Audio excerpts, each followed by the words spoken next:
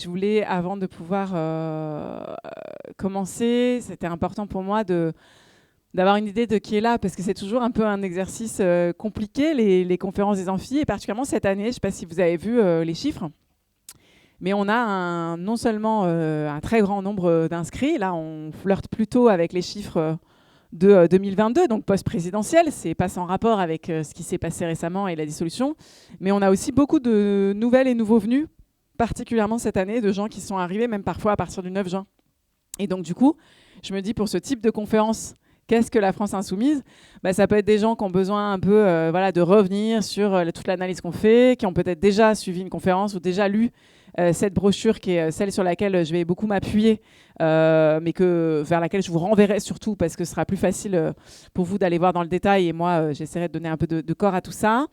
Et donc du coup, je voudrais savoir pour qui ici c'est les premiers amphis. Bienvenue à vous, c'est super. Qui dirait être arrivé récemment à la France insoumise ? Pas mal. Et je vais peut-être faire les choses en sens inverse.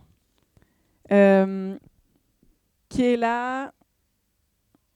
Qui est arrivé en donc récemment, en 2024. Qui est arrivé en 2022 ?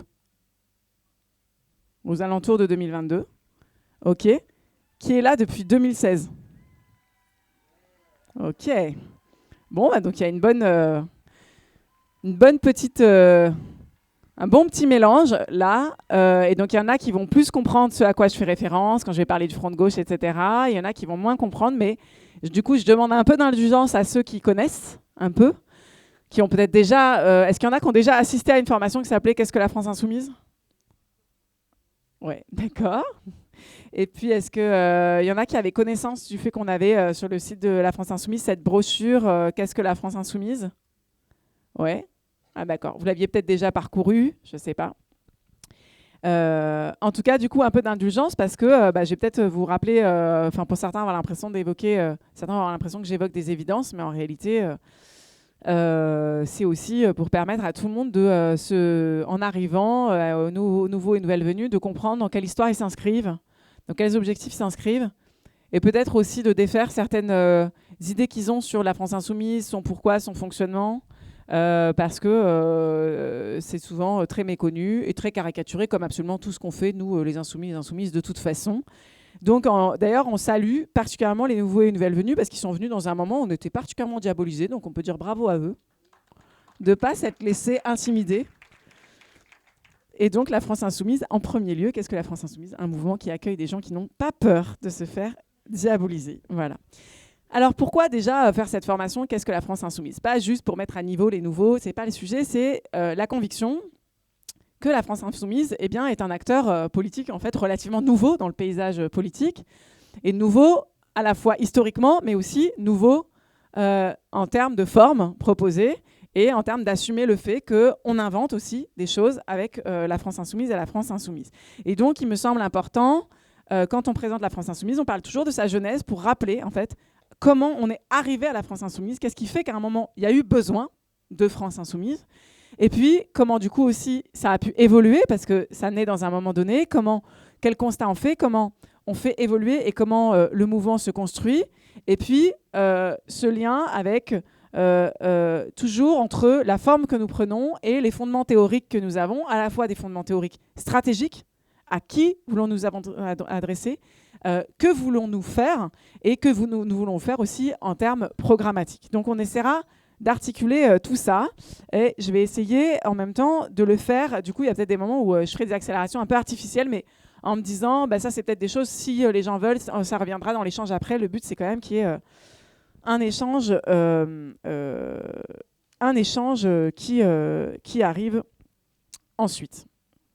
Donc, pourquoi la France insoumise ? Petite histoire de son émergence. Eh bien, la France insoumise, elle naît d'abord d'un constat sur l'état de la gauche en France et en Europe.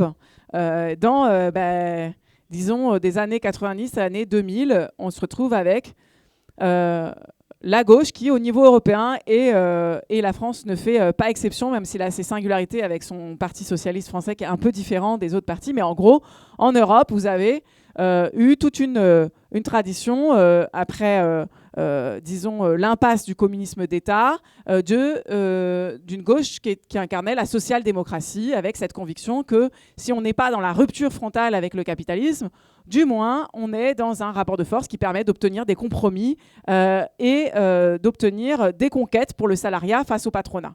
Et c'est sur ça que se fonde un certain succès de la social-démocratie dans les années qui précèdent. Et il est très clair, et ça a été analysé par Jean-Luc Mélenchon dans un de ses premiers ouvrages qui s'appelle « Enquête de gauche », qui a été publié en 2017, il est très clair que dans ces années 90, fin des années 2000, on arrive à l'impasse, y compris du modèle de la social-démocratie, parce que dans un monde mondialisé, parce qu'après quelque chose d'aussi fondateur que le référendum de 2005 et le traité constitutionnel européen, à la fois la trahison populaire qui a eu lieu à ce moment-là et finalement les orientations politiques contenues dans ce traité constitutionnel, il apparaît clairement qu'on n'est plus dans une situation où on a un capitalisme où il est facile d'obtenir, dans le rapport de force, des conquêtes pour le salariat dans un rapport de force avec le patronat, et qu'on a, pour le coup, un capitalisme mondialisé qui finit par placer la gauche dans des choix, et le choix principal fait par les mouvements de la social-démocratie et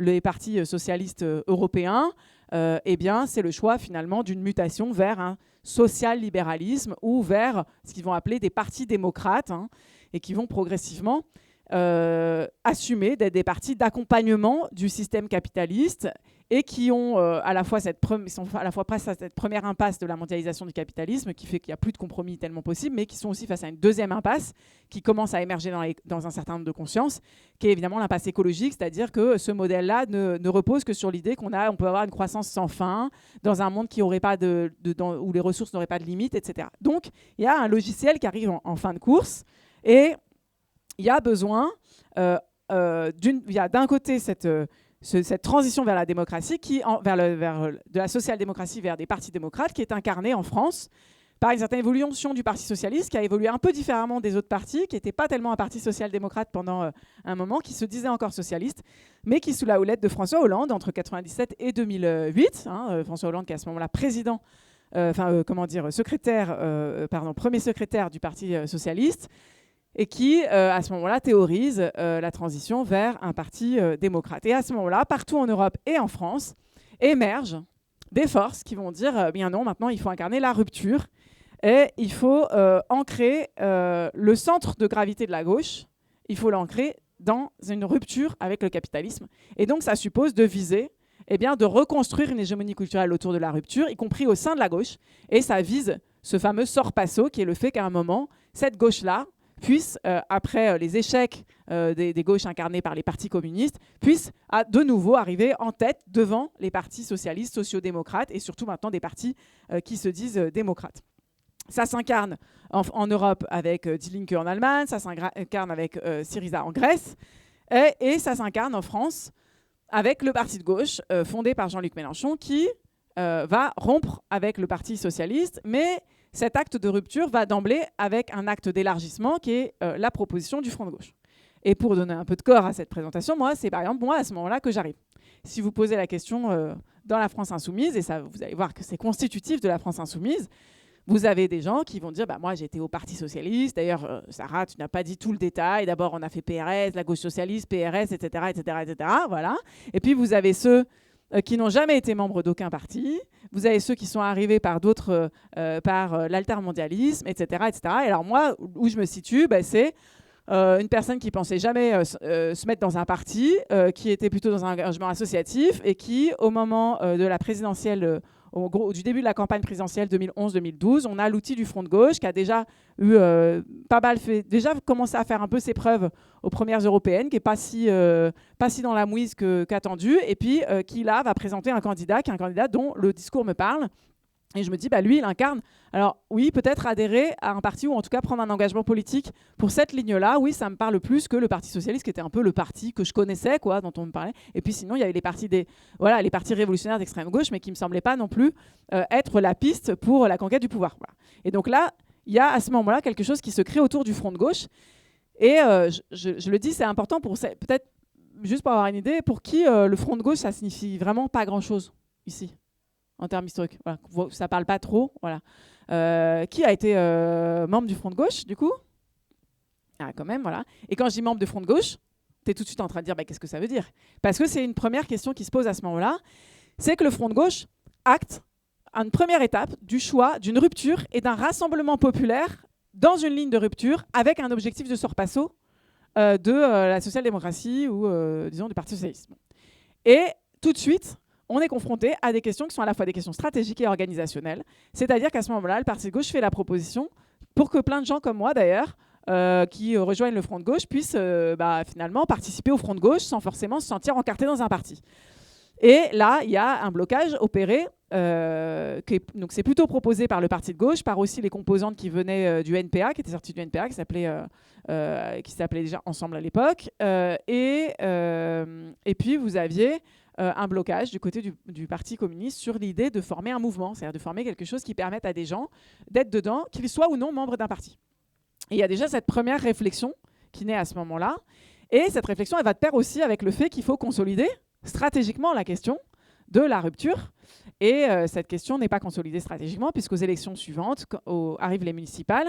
Et alors que le Parti de gauche incarnait la volonté de dire en réalité il faut continuer l'objectif du sorpasso, c'est-à-dire qu'il faut continuer cette clarification-là que nous faisons par rapport à la ligne libérale, eh bien l'analyse est faite de l'autre côté que le Front de gauche doit être plutôt une alliance électorale à géométrie variable qui parfois à certaines échelles, il est utile d'activer le Front de gauche, et à d'autres moments, on peut faire des alliances dès le premier tour dans des municipalités avec le Parti socialiste. Voilà. Et donc là, c'est un point de clivage, et qui nous amène en fait directement à des choix stratégiques pour l'élection suivante, qui est l'élection de 2016. Et les choix stratégiques, c'est est-ce que du coup, on considère que cette thématique de la rupture, elle est plus posée, et puis, du coup, peut se poser la question d'une primaire, et d'une primaire au périmètre un petit peu flou, une primaire de toute la gauche, avec l'idée que finalement, on aurait une forme d'homogénéité suffisante pour, quelque part, ne pas avoir besoin de marquer une rupture et de dire il y a un cadre dans lequel on évolue. Et puis, du coup, à partir du moment où on commence à avoir, y compris des partis du Front de gauche qui commencent à dire pourquoi pas une primaire avec toute la gauche, eh bien là, il y a la volonté, on se dit en 2016, c'est pas possible. Il y a plein de gens qui, en 2012, ont participé à dépasser les 10%, ce qui était déjà historique pour la gauche de rupture, et qui n'ont pas envie qu'on remette le doigt dans des espèces d'arrangements qui ne vont pas donner de clarté. Et donc, il y a la volonté d'envoyer un signal, et c'est ce signal qu'envoie Jean-Luc Mélenchon en tant qu'ancien candidat, en tant que porteur du programme pas du Nouveau Front Populaire, mais du Front de gauche. À ce moment-là, il dit moi, je me propose de continuer avec cette ligne qui était la ligne de rupture du Front de gauche. Et en même temps, il y a plein de choses qu'on doit... Il y a un renouvellement du programme qui doit être fait. Donc, on a cette base de rupture, de stratégie de rupture. Et en même temps, il faut que toutes celles et ceux, quels que soient les endroits où ils étaient en 2012, qui sentent que c'est la bonne option, puissent rejoindre. Et c'est à ce moment-là qu'est créée une plateforme JLM 2017, et qui au départ est un site qui permet en fait aux gens d'appuyer juste la candidature de Jean-Luc Mélenchon et de dire ok, cette perspective m'intéresse, je veux contribuer. Et ces gens sont tout de suite mis à contribution dans des consultations sur le programme pour passer du programme du Front de gauche au programme L'Avenir en commun, qui est un programme qui va notamment beaucoup prendre en compte la question de la rupture écologique, de la rupture avec le productivisme, etc. Et donc vous avez cette première émergence de la France insoumise qui au départ est un slogan, même pas encore vraiment un mouvement, la France insoumise, le peuple souverain. C'était ça l'ensemble du slogan, d'ailleurs ça faisait un bel alexandrin. Et c'est finalement, après cette campagne, qui donne un score tout à fait inattendu, un résultat inattendu, un résultat que n'avaient pas voulu voir venir toutes les élites politico-médiatiques. Et Jean-Luc Mélenchon fait 19,58% à cette élection présidentielle. Et ça permet à l'élection législative suivante l'élection de 17 députés. Et à partir du moment où on a un groupe parlementaire, ça y est, la France insoumise existe autrement comme un mouvement de campagne. Et ce groupe parlementaire incarne déjà quelque chose qui nous dit quelque chose du mouvement de la France insoumise, parce que dans le groupe parlementaire, vous avez des gens du parti de gauche, mais vous avez des gens qui viennent des courants altermondialistes, comme Daniel Obono. Vous avez des gens d'un mouvement de La Réunion, qui est le parti Résistance Égalité 974, donc c'est Jean-Hugues Ratenon. Vous avez des militants de Picardie Debout, avec François Ruffin qui rentre dans la voiture à ce moment-là, et vous avez des anciens d'ensemble, des anciens du Parti communiste français, ou enfin quand je dis des anciens, c'est qui disent encore, qui se sentent encore communistes, etc., mais qui se disent c'est là que je suis, que je me sens à ma place. Et donc c'est à partir de là que naît l'insoumission comme pas seulement une campagne présidentielle, mais comme une stratégie qui est celle de la rupture, mais qui est celle de l'union de toutes et tous autour de ce programme, de cette stratégie de rupture et de ce programme, quelle que soit ton ancienneté militante, les lieux dans lesquels tu as milité, mais aussi les lieux dans lesquels tu milites encore, avec la possibilité d'avoir des partis. Ensuite, cette démarche, elle est encore prolongée. Donc, on a déjà des premières formes d'organisation de la France insoumise. Je passe pour pas que ce soit trop technique, etc. Mais arrive la présidentielle de 2022 dans un contexte d'ultra-division de la gauche et dans un contexte de tentative, alors que Jean-Luc Mélenchon, depuis 2019, essaye de mettre la notion de fédération populaire sur la table, des premières formes d'union populaire. Il arrive dans un contexte où clairement les autres forces de gauche prennent comme objectif le fait d'annuler le résultat de l'élection de 2017, d'en faire une espèce d'exception, à un moment où, je ne sais pas, il y aurait eu un peu magiquement un vote utile qui s'exprimait, et puis en fait, en réalité, ce vote utile était la traduction de circonstances complètement conjoncturelles, mais pas du tout de l'émergence d'une force politique. Et donc là se joue le fait de dire, non, il y a bien l'émergence en France, contrairement à dans d'autres pays où les choses sont en train de s'effondrer, et je pense notamment à l'Italie. Nous, en France, nous avons bien un pôle de rassemblement et d'émergence d'une force de rupture, et d'une force de rupture qui est en train de prendre le lead à gauche et qui est en train de dire que c'est par le bloc populaire, même si on ne parle pas encore tout à fait de bloc populaire à l'époque, parce qu'on n'est pas encore inspiré par le travail de Palombarini, mais déjà, on dit, voilà, c'est par l'entrée populaire et c'est par les options populaires de la rupture que doit exister cette force. Et donc, on reconfirme en 2022, on dit, voilà, il faut confirmer l'existence de cette force, et en même temps, il faut aussi confirmer ce qu'elle signifie en termes de possibilités de rassemblement populaire. Et c'est là que Jean-Luc Mélenchon dit, la dernière fois, j'avais eu 150 000 personnes qui avaient appuyé ma candidature dans un premier temps pour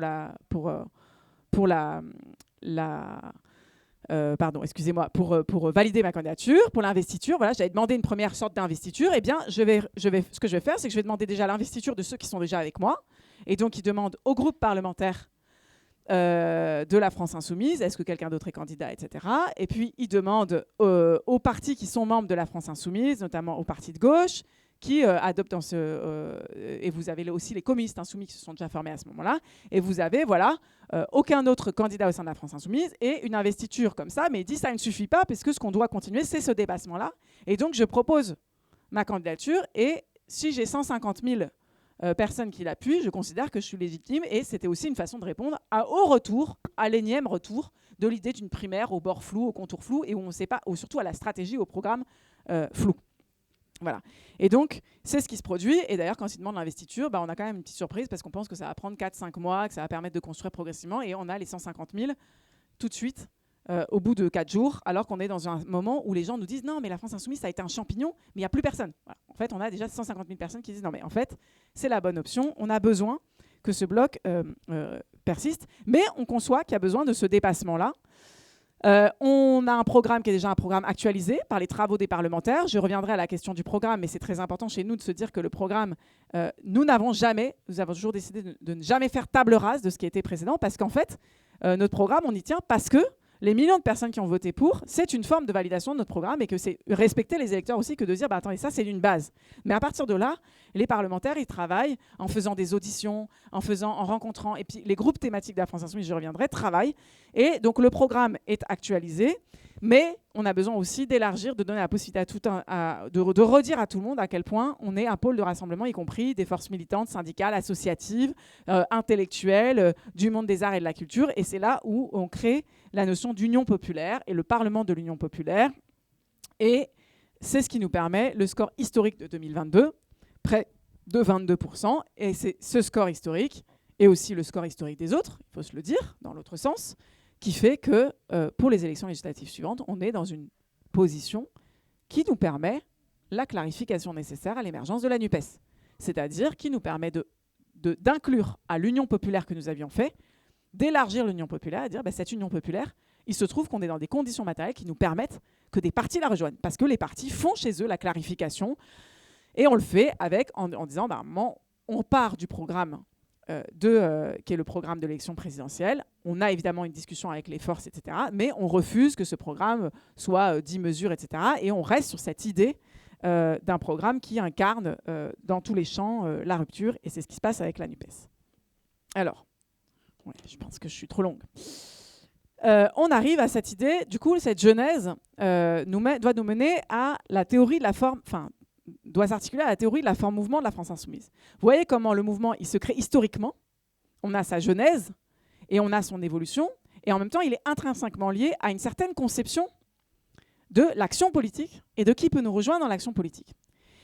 Et il est aussi lié à une stratégie qui est celle de la révolution citoyenne, et que Jean-Luc Mélenchon théorise, notamment à travers son ouvrage qui s'appelle L'ère du peuple et qui a connu plusieurs éditions successives. Alors, je ne serai pas là, je ne vais pas vous faire en 3 minutes le résumé de L'ère du peuple. Et je pense que les uns et les autres, vous avez eu soit l'occasion d'avoir des conférences, soit vous avez prévu, j'espère, d'aller suivre les différentes conférences et surtout de lire la dernière actualisation de L'ère du peuple, qui est intitulée « Faites mieux » et qui est en plus maintenant possible en livre, qui est sorti en livre de poche, là, voilà, de Jean-Luc Mélenchon. Mais donc sans vous faire toute la théorie du peuple, mais toute l'analyse, c'est de se dire, pendant un moment, le parti était une forme, d'ailleurs, qui a été ensuite vécue comme évidente, mais qui n'était pas du tout une évidence au début du mouvement ouvrier. Hein. Mais au début du mouvement ouvrier, il y a plein de questions sur quelle est la bonne forme d'organisation pour le mouvement ouvrier, pour la révolution prolétarienne, etc. Et finalement, au prolétariat, semble, dans les débats, progressivement, dans un certain nombre d'organisations, les débats sont tranchés vers le parti et la forme adéquate pour le prolétariat. Et l'analyse qui est faite par Jean-Luc Mélenchon, c'est que si, évidemment, la lecture de classe n'est pas dépassée, hein, qu'il y a toujours une lecture de classe possible, il y a toujours des rapports de production et il y a toujours un capitalisme à renverser, mais on est dans un moment où l'acteur politique ne saurait être réductible. L'acteur politique de la révolution citoyenne ne saurait être réductible à la question du prolétariat organisé dans une classe ouvrière salariée, etc., et même syndicalement organisé. On voit bien qu'on a une autre forme, une autre concept qui émerge, qui est celui du peuple. Je ne vous fais pas tout le détail de l'analyse et des débats stratégiques autour de la question du peuple, mais qui justifie de réfléchir à des formes d'organisation qui permettent l'implication politique, qui ne soient pas sous les formes traditionnelles de la classe ouvrière organisée en syndicat, et qui prennent compte du rapport fondamental des individus, pas seulement à leur rapport de production, hein, leur situation dans le rapport de production, mais aussi au réseau. Et c'est cette question des réseaux qui va être fondamentale. Et aussi leur rapport, effectivement, au temps. Et ça, c'est tout un développement aussi de la réflexion de Jean-Luc Mélenchon et de la réflexion de notre mouvement, le rapport au temps des individus. Et tout ça nous mène donc à acter le fait que nous sommes attachés à cette forme mouvement, parce que pour nous, elle a des avantages spécifiques par rapport à la forme du parti, mais pas seulement des avantages organisationnels, mais parce qu'elle correspond à l'ère du temps, elle correspond au moment dans lequel on est et à l'objectif de la révolution citoyenne. Et adopter la forme mouvement, c'est aussi, d'emblée, accepter le fait que du coup, on est dans une forme évolutive, parce que la nature même d'un mouvement, c'est de ne pas, de ne jamais dire c'est comme ça, puis ça bougera jamais. Et d'ailleurs, c'est ce que je vais vous présenter là ensuite dans les fonctionnements, c'est comment les choses ont évolué en fonction à chaque fois, mais en fonction des besoins que l'on rencontre dans notre objectif de révolution citoyenne. Pas en fonction de je sais pas quoi, de ce que les médias ont envie de nous faire faire ou de ceci, mais en fait, quels sont les besoins et comment on adapte notre forme aux besoins. Par quoi se caractérise un mouvement ? Premier aspect important, c'est la question des bords flous du mouvement. La question de la porosité et donc d'une certaine souplesse d'organisation. Cette question de la porosité, elle est assez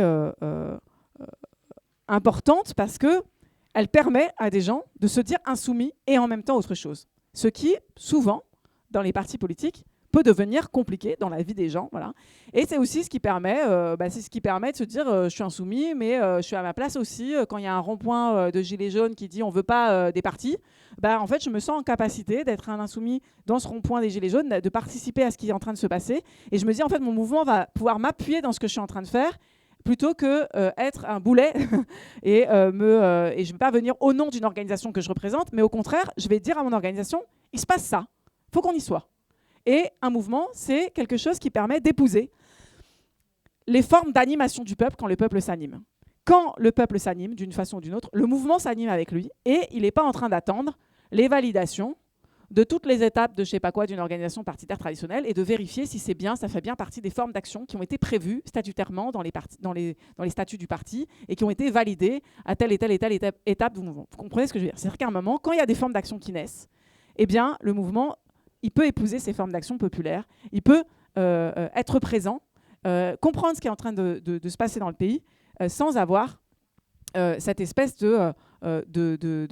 d'appartenance politique à un parti qui crée cette distinguo entre en être, ne pas en être. Et c'est ça, cette question de porosité. Ce qui fait qu'on a souvent des gens, ça vous est sans doute arrivé, des gens qui vous croisent dans la rue qui font « Ah oui, mais moi je suis un insoumis. » « Ah bon, mais t'es dans un groupe d'action, t'es dans... » « Non, non, je suis un insoumis, quoi. » Alors on lui dit bah, « Si t'es un insoumis, t'as envie de recevoir des nouvelles des autres insoumis, ça te fera peut-être du bien d'en voir d'autres. Viens dans l'action. » Mais les gens se disent « Je suis un insoumis », alors que je pense que quand les gens disent « Je suis un socialiste », ça veut dire « J'ai ma carte au Parti Socialiste, je suis un militant du Parti Socialiste, je suis peut-être un salarié même du Parti Socialiste ou un élu du Parti Socialiste. » Vous voyez ce que je veux dire?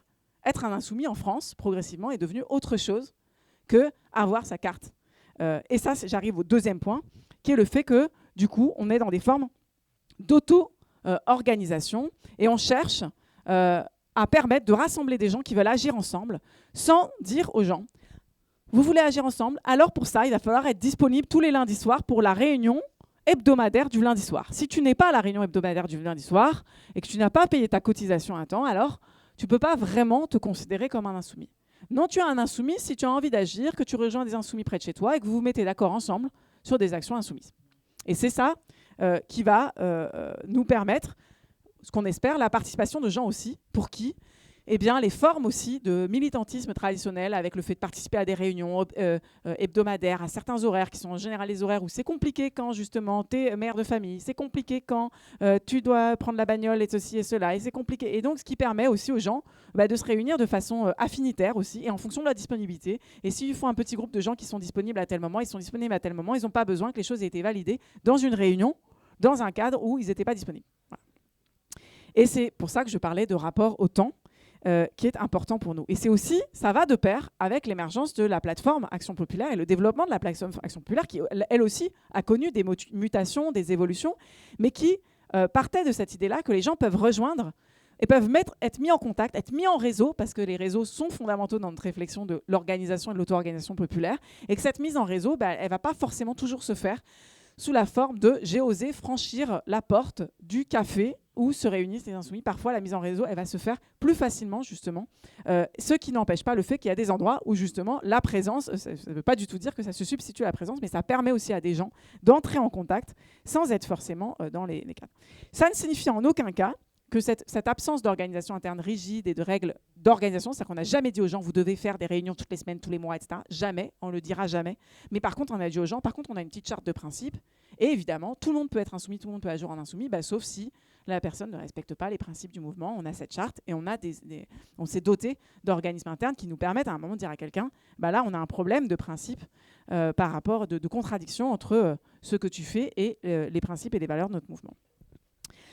Troisièmement, et ça découle du point précédent, un mouvement, ça suppose aussi des modes de décision différents. Et ça, c'est ce qui, sans doute, souvent crée la plus grande des incompréhensions, parce que les gens pensent parfois que les modes de décision des partis sont les seuls modes de décision collectifs possibles. Or, d'ailleurs, si vous lisez toutes les réflexions qu'a eu les mouvements ouvriers, les mouvements libertaires, etc., on renoue, le fait d'avoir créé le mouvement de la France Insoumise nous oblige aussi à renouer avec des réflexions, qui sont des réflexions très anciennes des mouvements ouvriers, des mouvements syndicaux, sur c'est quoi les prises de décision qui incluent le plus, c'est quoi les prises de décision qui sont les plus collectives, et c'est pas toujours sous la forme traditionnelle qu'on connaît des partis qu'elles se prennent. Et notamment avec cette fameuse question de la minorité et de la majorité, et du fait de se dire, finalement, prendre une décision, c'est simple, on vérifie s'il y a une minorité ou une majorité, et puis à partir du moment où on a une majorité, on considère que cette décision elle est prise, et puis basta, puis tout le monde va suivre. Parce qu'on sait, dans les faits, que quand on fait ça, on clive des collectifs militants, et que ce qui peut se produire assez souvent, mais on pourra en rediscuter après dans les échanges si vous voulez,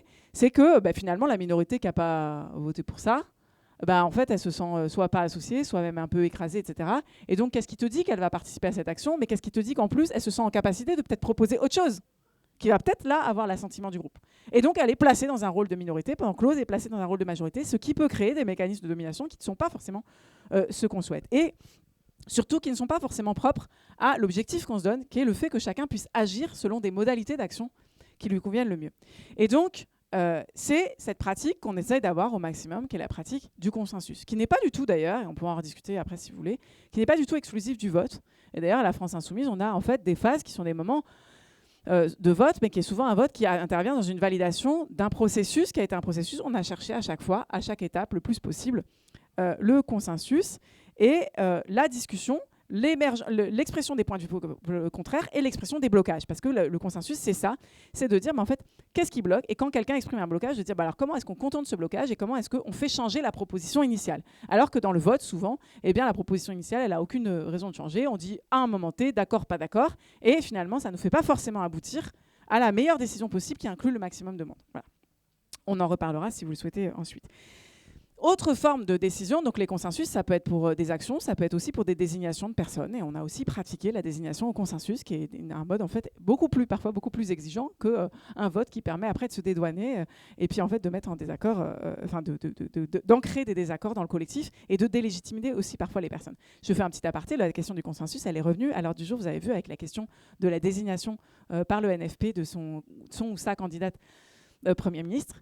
Et on a dit à l'époque, on a justement dû expliquer, non mais attendez, vous croyez que ça nous renforce collectivement d'avoir fait un vote et de sortir d'emblée avec un Premier ministre qui n'est pas le Premier ministre de tout le monde parce qu'il y a des gens qui n'ont pas voté pour au sein du NFP? Ben non, on pense qu'il faut prendre le temps de la discussion, mais s'assurer qu'une fois qu'on aura trouvé un nom, eh bien, dans l'ensemble du NFP, ce Premier ministre pourra se prévaloir du soutien de tous les députés NFP et ne commencera pas déjà avec des boulets aux pieds, où on sait qu'il y a eu tant de pourcents qui n'était pas pour, voilà, et qui était pour quelqu'un d'autre, et déjà comparé à quelqu'un d'autre avec qui il a été mis en concurrence publiquement sur la voie publique, etc. Et ça avait je pense que ça avait une certaine force de le dire, et je pense qu'aujourd'hui, on peut être fier d'avoir réussi le consensus, mais ça montre qu'il faut du temps, qu'il faut de la discussion, qu'il faut avoir conscience de ce que c'est aussi que des clarifications de lignes stratégiques, etc. Bon. Ensuite, on y reviendra après aussi, dans les modes de décision, dans les modes de représentation, on a aussi la question du tirage au sort qui a traversé notre mouvement, et on fait partie des organisations politiques où le tirage au sort n'est pas omniprésent, mais est présent à certaines étapes et nous permet de dire aussi qu'on peut parfois représenter des gens autrement qu'en ayant été désignés par des gens. On peut représenter des gens en se faisant les porte-paroles à tour de rôle, et en n'étant pas l'incarnation d'un courant, d'avoir été désigné parce qu'on défendait telle ou telle ligne, mais finalement se retrouver dans le rôle difficile d'être le défenseur de tout le collectif et de l'expression de tout le collectif. Et ça produit aussi des choses intéressantes dans la recherche du consensus. Quatrièmement, corollaire de cette idée qu'on a un mouvement qui est en symbiose avec la société, qui est dans une forme de porosité, on rompt avec l'idée du parti d'avant-garde. Alors ça fait partie des corollaires, mais je pense qu'il y a plein de gens ici à qui ça ne parle pas forcément, le parti d'avant-garde. Mais bon, c'est cette idée que, justement, avec la forme parti, a été associée à l'idée de la forme parti, l'idée aussi qu'on allait finalement être l'avant-garde qui guide la classe ouvrière organisée, etc., et qui lui montre le chemin. Et ça donne quand même certains types d'actions aussi. D'aller expliquer aux gens ce qu'ils doivent faire. D'aller expliquer aux gens pourquoi la bonne chose, c'est ça.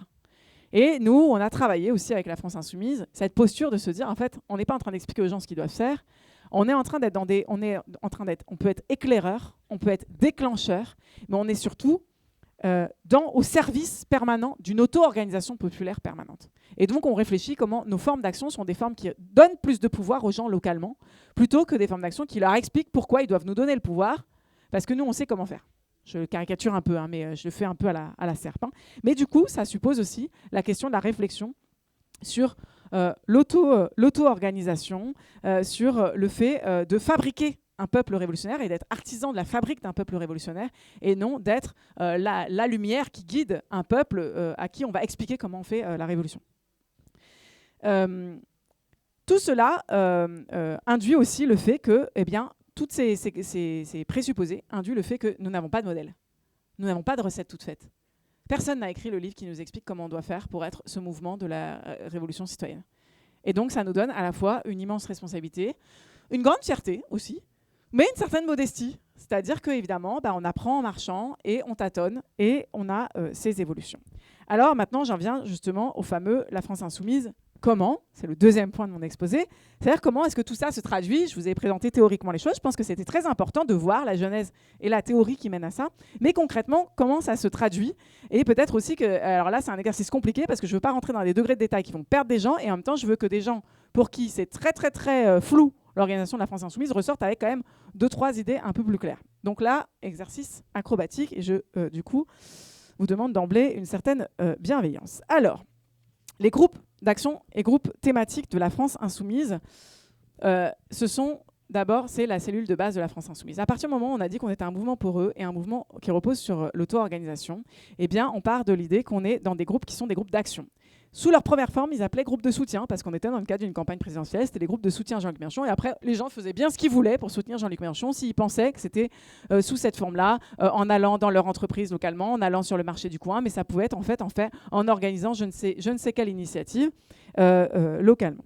Ce sont devenus des groupes d'action, et où on a eu à cœur de parler d'action, non pas parce que justement, nous ne faisons pas partie des gens qui distinguent l'action et la théorie, et qui disent y a ceux qui agissent et puis il y a ceux qui parlent et puis quand on agit on n'a pas le droit de parler, mais c'est de dire en fait en réalité le pouvoir est à l'action et à ceux qui agissent, et donc c'est le cadre, c'est celui de ces groupes d'action qui ont leur base géographique, leur base éventuellement professionnelle, mais qui sont où le fondement, c'est la liberté de création d'un groupe d'action.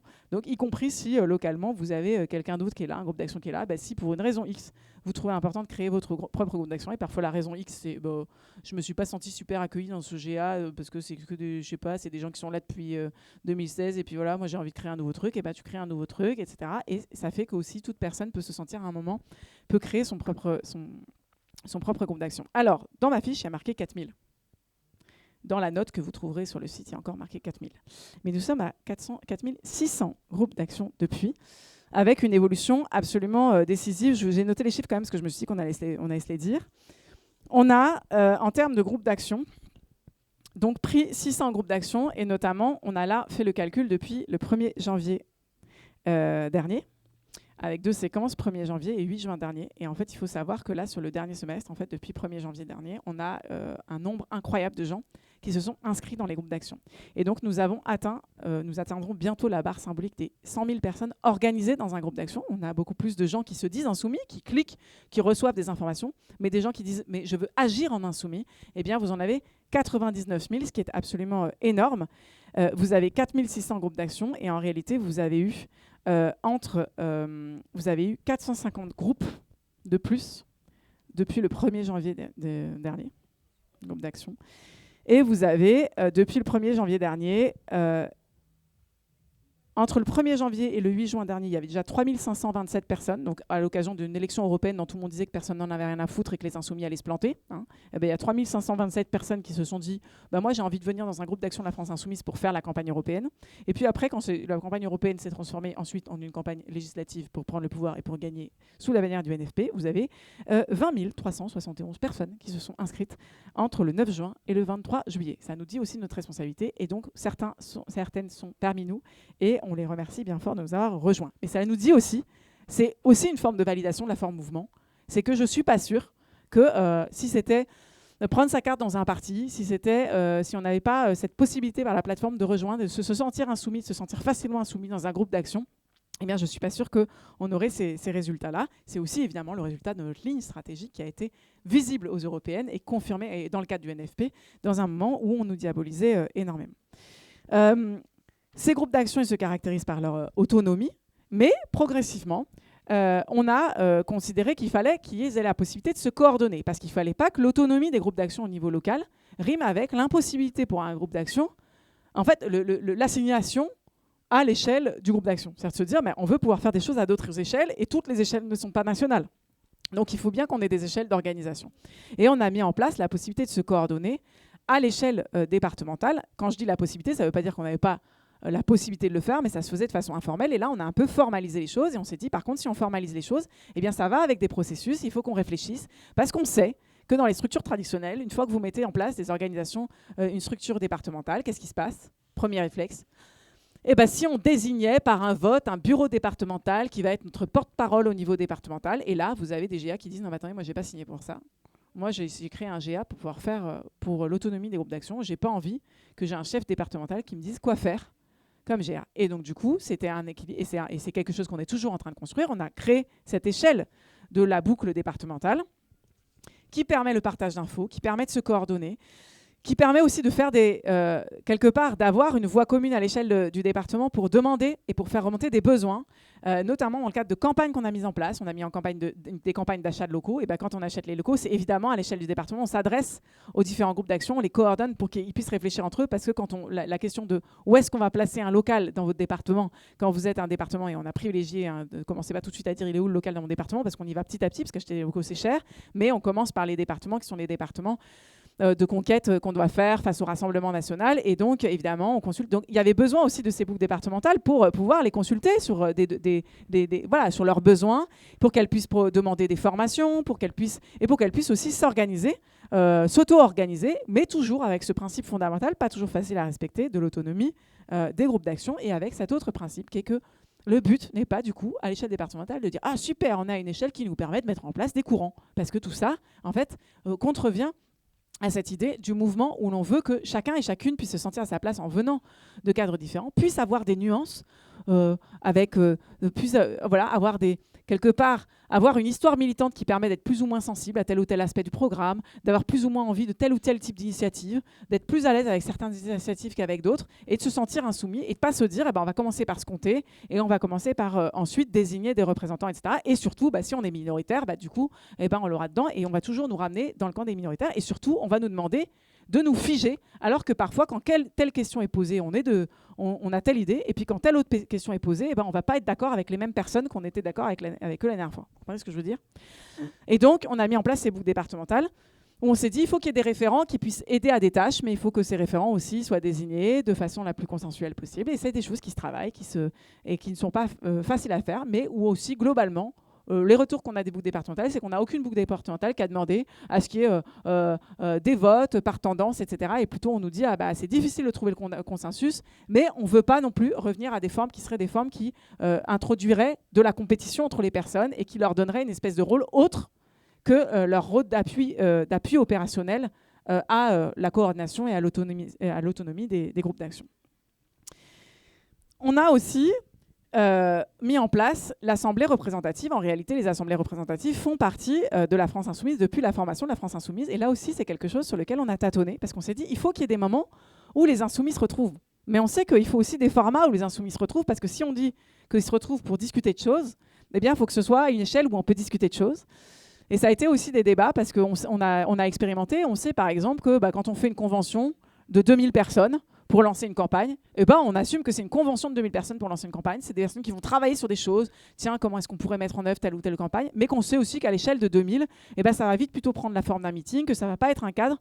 On va pouvoir peut-être affiner des discussions qu'on doit avoir, remonter des besoins spécifiques des départements. Et donc, on a besoin d'avoir une taille humaine pour cette assemblée représentative. Et en même temps, si cette taille humaine, ça devient 100 personnes, l'assemblée représentative, vous avez un problème parce que vos départements ne peuvent pas être représentés. Et en même temps, il faut réfléchir à ce que le mouvement soit pas représenté que sur une base géographique, parce que ce serait oublier toute une façon de s'investir dans le mouvement, qui est l'organisation thématique. Et j'y viens maintenant. La France Insoumise, c'est aussi un mouvement thématique. C'est-à-dire que quand on s'engage à la France Insoumise, on n'est pas que amené localement à agir, d'ailleurs c'est souvent comme ça que c'est caricaturé, etc. Mais aussi, on s'est engagé pour un programme et on peut avoir envie de contribuer d'une façon ou d'une autre à un programme. Et ça, depuis l'émergence de la France Insoumise, on a mis en place des groupes thématiques et qui ne sont pas seulement des groupes visant à faire le programme, parce que vous aurez remarqué qu'on en a un programme, on l'actualise, mais on en a un, on en est assez content, il a plutôt bien plu, il a plutôt eu pas mal d'électeurs, donc le but n'est pas de le jeter à la poubelle tous les 3 mois parce qu'une nouvelle personne est arrivée et trouve qu'il faut faire autrement.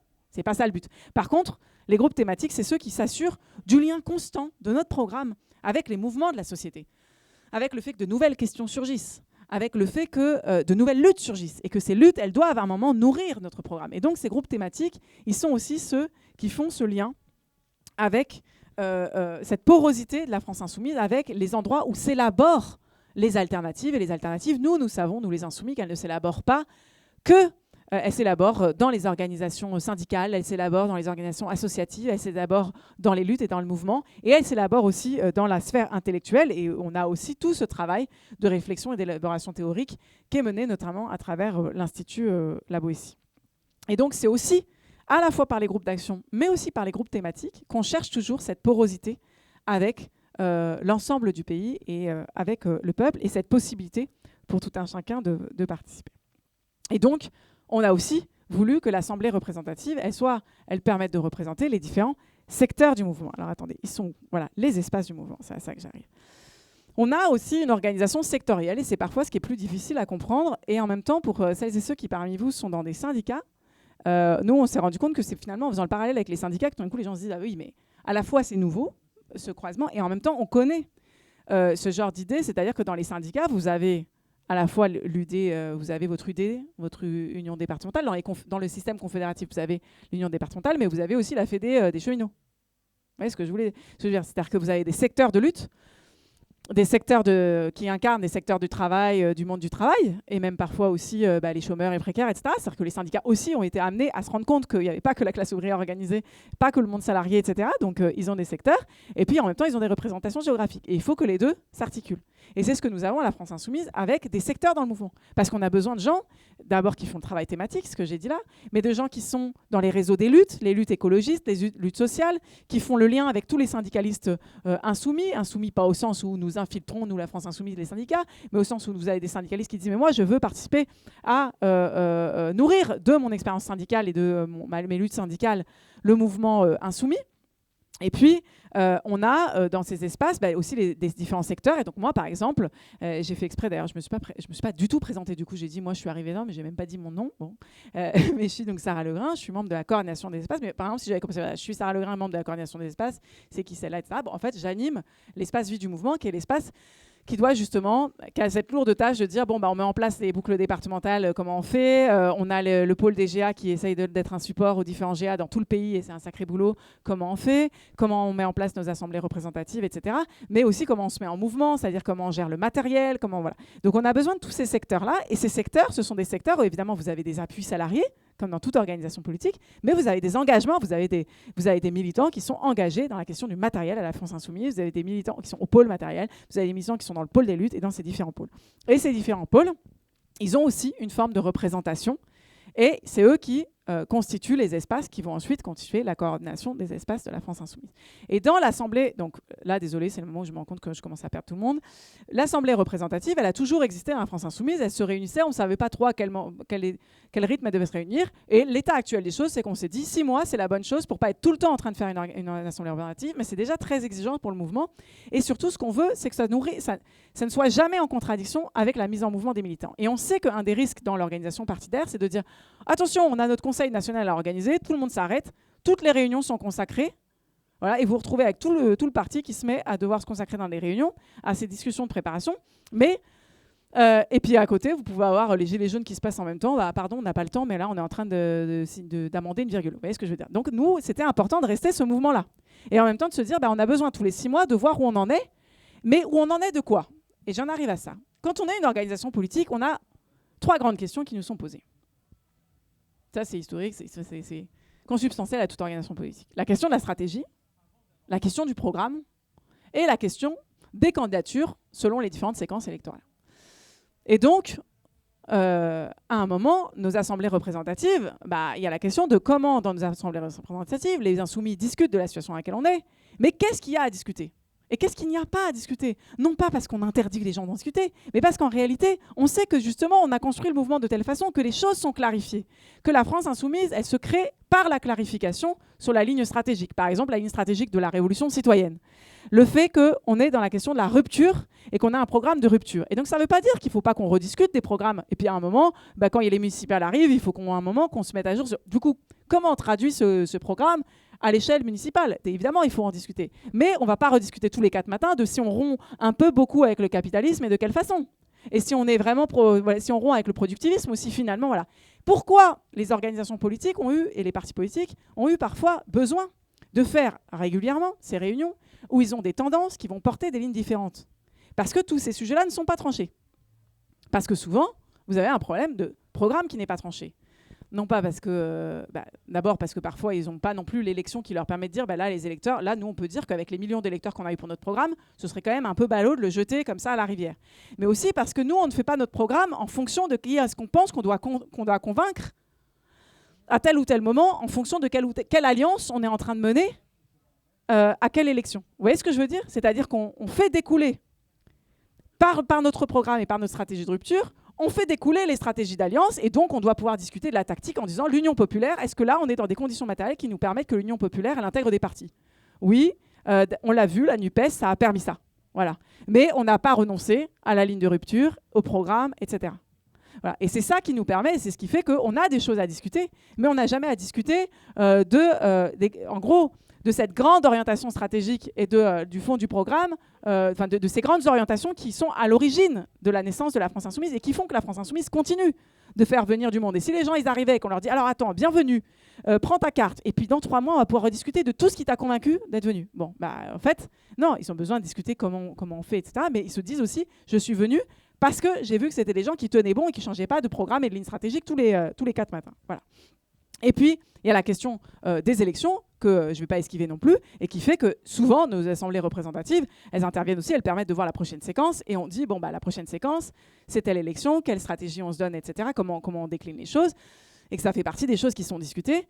Et la question, notamment, il y a la question des élections et la question des candidatures, et là, on s'est doté dans le mouvement très vite du comité électoral et de processus qui permettent, selon l'élection devant laquelle on se trouve, de poser la question à l'échelon. C'est-à-dire quand l'élection est municipale, il va se passer des réunions, des assemblées au niveau municipal, et ça on l'a fait depuis le début, des assemblées qui vont donner un avis. Mais on ne va pas non plus considérer que tout se joue à l'échelle locale, parce qu'on sait très bien que pour mettre en œuvre la stratégie décidée au niveau national par la France Insoumise, on a besoin d'un comité électoral qui dit oui, attendez, déjà là vous avez mis que des bons hommes, je prends cet exemple-là parce que c'est souvent le truc qui rentre le plus clair, on a besoin d'un comité électoral, ne serait-ce parce qu'on a besoin d'assurer la parité sur le territoire. Et quand tu veux assurer la parité sur le territoire, tu ne peux pas juste en remettre aux collectifs locaux parce que, évidemment, tu as un risque par la magie du patriarcat, on se retrouve avec plus de candidats hommes, avec plus, voilà, et puis finalement, on a désigné des hommes sans se rendre compte que là, on était en train de jouer, en fait, de reproduire des mécanismes de domination associés. Donc, on a besoin d'un comité électoral qui valide le fait que, on a demandé on a dit qu'il fallait que ça représente le peuple. Donc, on a besoin des gens des luttes,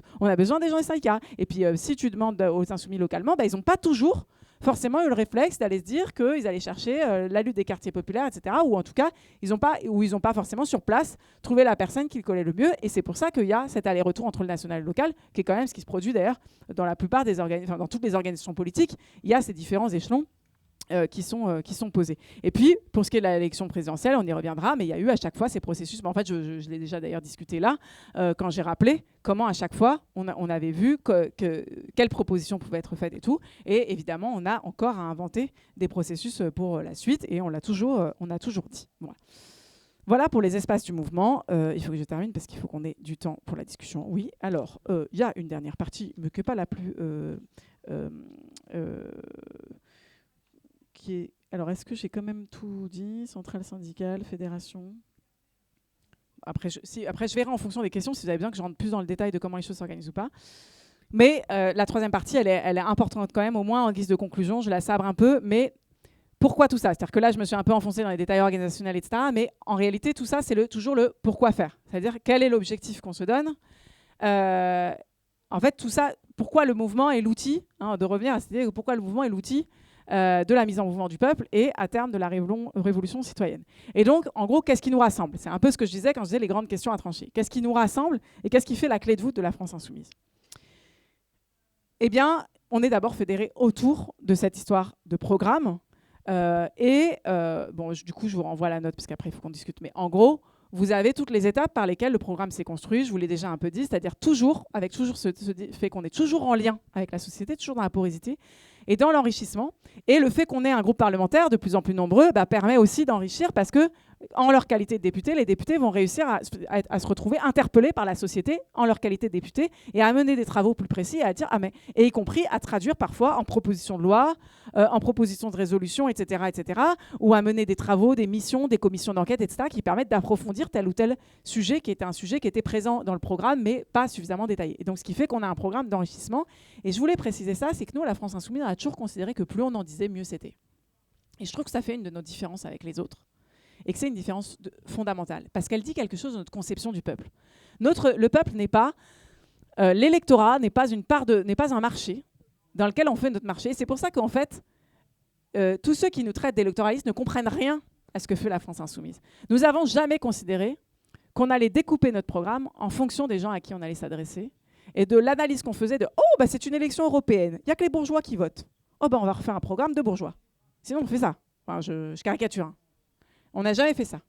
On a toujours considéré qu'on devait porter des choses qui sont les préoccupations des gens au moment où on est, qu'on doit comprendre quelles sont les premières préoccupations des gens, comment on les accroche, comment on va... Mais on a toujours été très clair sur le fait que quand on lutte sur les discriminations, on lutte contre toutes les discriminations. On lutte contre le racisme, contre le sexisme, on fait la lutte des classes, mais on décide pas que que toutes les formes d'oppression en fait se hiérarchisent. Mais ça veut dire aussi qu'on est très clair et on participe à une manif pour la Palestine, que le lendemain on participe à une manif contre la transphobie, qu'à un autre moment on est dans un rassemblement féministe, qu'à un autre moment évidemment on accompagne et on est acteur du mouvement central contre la bataille des retraites, et qu'on fait tout ça. Et donc du coup il faudrait bien être aveugle ou avoir des œillères pour penser que la France insoumise s'adressera à vous en tant que, et puis là entre guillemets, toutes les catégories là, de ces gens qui pensent que le peuple est composé de petites catégories de parts de marché électoraux. Et personne ne peut croire, aucun électeur ne peut croire dans le pays que la France insoumise est quelqu'un qui s'adresse à eux en tant que ça, etc. Parce que tout le monde sait qu'on a ce programme global. Et ça a aussi été une bataille, à chaque fois qu'on a dû discuter avec d'autres forces politiques, et notamment dans le cadre de la NUPES et du Mouvement populaire, de dire non, on ne fera pas un truc de 10 lignes avec des grands principes. Parce que les gens, ils ont besoin de savoir qu'on tient bon sur des idées. Et puis parfois, ils vont se dire, bah, tiens, je suis moins à l'aise avec cette idée-là du programme. Bon, bah, la lutte LGBT, c'était pas le cœur de mon combat. Mais je sais qu'ils tiennent bon là-dessus et qu'ils vont tenir bon là-dessus aussi. Parce qu'en fait, en tout cas, sur le cœur de mon combat, ils tiennent bon. Voilà. Et parce qu'on tient bon sur chacun de nos combats. Et donc, ce programme, c'est la clé de voûte de notre mouvement.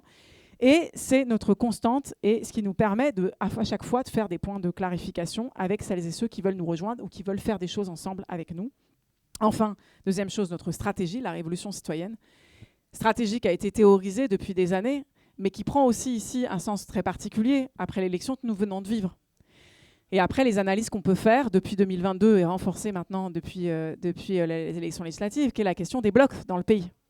Et la traduction électorale, la traduction en termes de stratégie électorale de nos stratégies de la révolution citoyenne, c'est de dire qu'est-ce qu'on veut faire. On veut fabriquer un peuple révolutionnaire par les urnes. On veut faire la révolution par les urnes. Et donc, sur quoi on s'appuie et sur qui on s'appuie maintenant qu'on a notre programme et qu'on a cette stratégie. Et de dire, et d'assumer de dire, on s'appuie sur un bloc populaire que nous avons fait, que nous avons placé en position d'être le centre de gravité et la pointe avancée de la gauche, et que c'était ça la stratégie du surpasso qu'on doit toujours conserver. Et on doit s'adresser à un bloc populaire qui doit sans cesse s'élargir, et qui doit s'élargir par là où il peut s'élargir. Et c'est toute l'analyse que nous faisons sur la nécessité de conquérir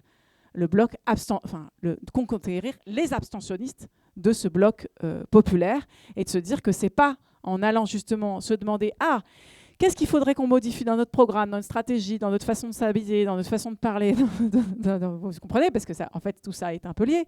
Qu'est-ce qu'il faudrait qu'on modifie dans notre façon de faire pour faire plaisir à un bloc qui, pour l'instant, ne vote pas pour nous, qui vote pour le centre, etc., qui vote Macron, mais qu'en même temps, dans la bataille contre l'extrême droite, on aurait peut-être besoin de convaincre. Non, dans la bataille contre l'extrême droite, on est convaincu que l'outil de la bataille contre l'extrême droite, l'outil c'est la mobilisation populaire, comme on l'a montré déjà là aux élections législatives, et comme on doit continuer de le montrer. C'est quand le peuple va aux urnes, et quand il y a moins d'abstentionnistes, et surtout quand il y a moins d'abstentionnistes, là où les gens s'abstiennent le plus, et sinon sont susceptibles le plus de voter pour nous, c'est-à-dire chez les jeunes, chez les quartiers populaires, c'est en mobilisant des classes populaires, de la jeunesse et des abstentionnistes de façon générale, que l'on fait grossir ce bloc populaire et qu'on le met en capacité de l'emporter aux élections qui lui permettent de l'emporter. Et je trouvais important quand même de terminer par ça. Mais maintenant, je vais laisser un peu la parole aux gens, parce qu'on a jusqu'à 19h, on va dire 19h05, parce qu'on a commencé à 35.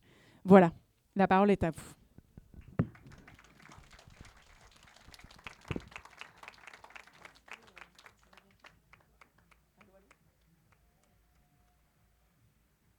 Est-ce que... Ouais, ça a l'air de... Ça fonctionne là ? Ouais.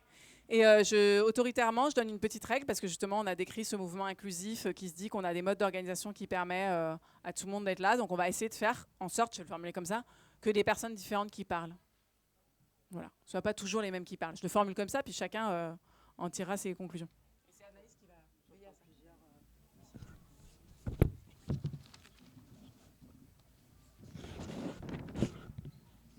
Bonjour, merci beaucoup pour tout l'exposé, c'était très bien et très clair, et je crois que vous avez réussi à plaire à tout le monde. Voilà. Moi je suis plutôt de ceux qui sont là depuis longtemps, et moi j'avais un commentaire à faire, c'est sur la boucle départementale, l'échelon départemental.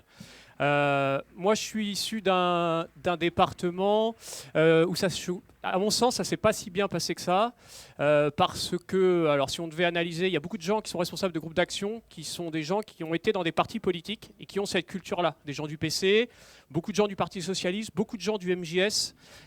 Donc, ils ont vraiment la culture du parti, et donc l'histoire du consensus, ils ne comprenaient pas, c'était pas leur culture. Et ce qui s'est passé, c'est que ce qu'on voulait pas, moi je suis pour le consensus et je suis vraiment satisfait de comment ça se passe. Mais ce qui s'est passé, c'est qu'on a eu une majorité, une minorité qui s'est passée sur la question du consensus. C'est-à-dire une majorité de gens qui disent non mais le consensus c'est des conneries, machin, on va perdre du temps pendant des heures. Ceux qui avaient très envie d'être désignés en plus savaient qu'ils risquaient de pas être désignés avec le consensus et qu'avec un vote, voilà. Donc résultat, ça a parlé longtemps, puis au bout d'un moment, un peu autoritairement, on dit allez, la majorité veut le vote, on fait le vote. Et la minorité qui voulait le consensus, elle ne vient plus à la boucle. Donc en fait, on a eu exactement ce qu'on ne voulait pas. Alors comment on lève ça? Je pense que le petit truc qui manque, c'est vraiment qu'il y ait des formations vraiment dans ces boucles départementales sur le consensus, la recherche du consensus. Pourquoi c'est fécond? Alors vous l'avez dit un peu, je pense qu'il faudrait le développer, et ce n'est pas des gens bornés, c'est-à-dire qu'ils comprendront l'intérêt de défendre le consensus, la recherche du consensus, et je pense que c'est un truc qui se... Alors peut-être qu'il n'y a que mon département ça s'est mal passé et que partout ailleurs. Après je pense que vous n'avez pas su que ça s'est mal passé, puisque vu que c'est ceux qui étaient pour le vote qui aujourd'hui sont tous des représentants dans la boucle, ils ont dû vous dire que tout s'était très bien passé et que tout allait très bien. Voilà, mais voilà, je pense que sur le consensus, il y a un truc à faire, et en plus c'est un truc vraiment auquel je tiens et j'y crois beaucoup, y compris dans mon syndicat par ailleurs, on travaille énormément là-dessus, et je pense que c'est hyper important que dans la France Insoumise, ça fasse son chemin. Merci beaucoup. On va prendre d'autres interventions. J'en profite juste pour dire que du coup, dans vos interventions, c'est très bien la façon dont tu l'as fait là, c'est-à-dire qu'on essaye de rester dans la réflexion théorique, etc. Ça n'empêche pas que je peux après prendre un peu des informations, mais le but étant voilà, qu'on ne soit pas tout de suite dans des cas très concrets ou permettant d'identifier les gens pour que tout le monde se sente très à l'aise. Mais en tout cas, merci. Bonjour, merci pour ta conférence. On en avait eu une, nous, à Martigues, puisque Manuel Bompard, on avait fait venir Manuel Bompard pour qu'il vienne nous expliquer ce qu'était la France insoumise, en espérant que l'histoire du consensus, tout ça, ça soit compris, mais on a les mêmes problèmes.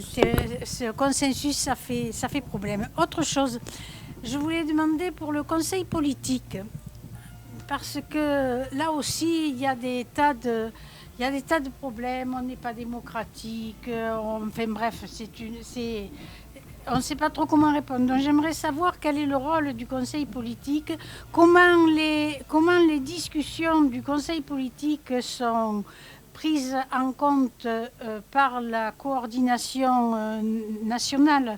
Enfin, je m'en fiche qu'elle soit prise ou qu'elle ne soit pas prise, c'est pas la question, c'est savoir comment ça fonctionne.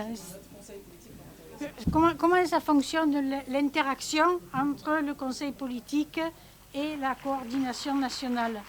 Et en dernier, mais ça c'est juste pour savoir, c'est où en est la GES? Ils sont où? Voilà.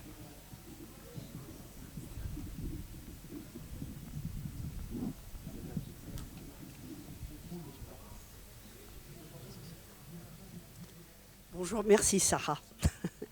Alors moi j'aurais une question qui va puiser un petit peu. Pardon, oui, je dis, excusez-moi. J'ai des questions qui sont, voilà, que je retrouve un petit peu dans les deux questionnements précédents. Déjà, moi j'aurais besoin qu'on nous clarifie, parce que des dysfonctionnements, enfin, ressentis comme tels en tout cas, hein, dans notre boucle départementale, il y en a, enfin je dis on les ressent comme ça, et notamment est-ce que les boucles départementales, le cadre défini par la charte est quelque chose d'immuable, à savoir, je précise, bien sûr, ce sont les co-animateurs des différents GA qui sont présents à cette boucle, ainsi que les référents des pôles thématiques, matériels, etc. Mais au-delà de ça, quand il y a des actions particulières et importantes qui se font dans certains GA, est-ce que les gens qui ont été un petit peu moteurs dans ces actions de terrain, j'entends, peuvent être acceptés pour un témoignage ponctuel sur cette action, son contenu, son origine, son contenu, etc. Ça, c'est une de mes questions. La deuxième aussi, c'était la définition exacte du référent de boucle.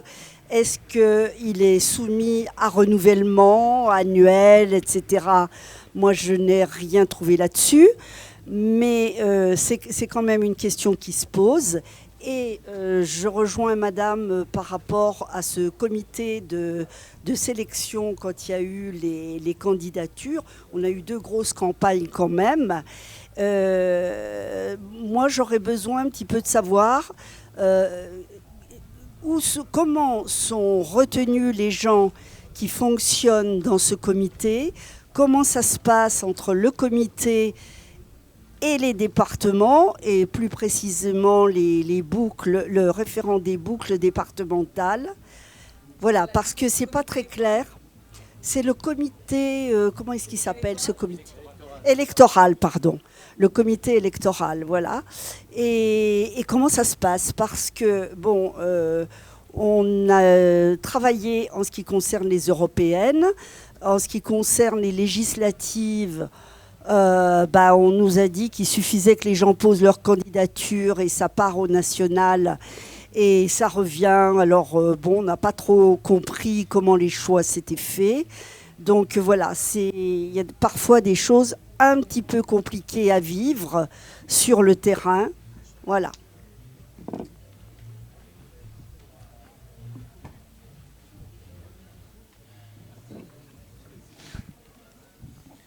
Oui, bonjour, et puis bravo pour avoir tenu toute seule cette conférence, hein, parce que ça doit donner soif. Moi, je me demandais si éventuellement la structure qu'on a, parfois elle n'a pas certains inconvénients. Par exemple, on est très ouvert aux autres forces de gauche, on en a gardé certaines peut-être sous perfusion, entre guillemets, et tant mieux. Après... moi j'ai fait la campagne d'un candidat nommé par le PS avec beaucoup de camarades. Il y avait beaucoup d'insoumis qui ont fait sa campagne et aussi pas mal de PCF, mais plutôt d'un certain âge. Et il y a un peu un sentiment d'injustice des fois quand on voit médiatiquement comment ça se passe. Voilà. Juste pour être sûr de bien comprendre la question, c'est en gros plutôt tu parles de la question du lien dans le cadre du NFP, enfin des liens avec les autres forces, quoi. Voilà. Oui. Et tu penses que c'est et le lien que tu fais avec la se nourrissent beaucoup de notre force militante et ils sont pas forcément super reconnaissants tout le temps. Voilà.